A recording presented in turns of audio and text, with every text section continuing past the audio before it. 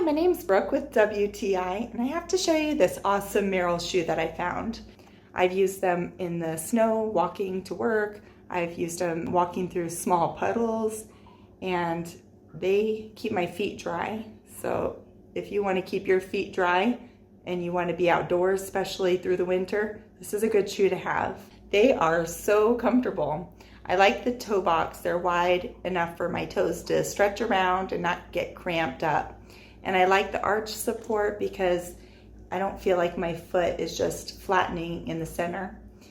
And I also like this high ankle support because I tend to be clumsy, and it's important when you're tired to have something that protects your ankle. For me, I've twisted my ankle plenty of times. Now I love high ankle support shoes.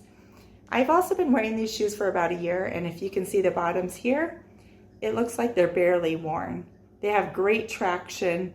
They're really heavy duty shoes, but they're also versatile.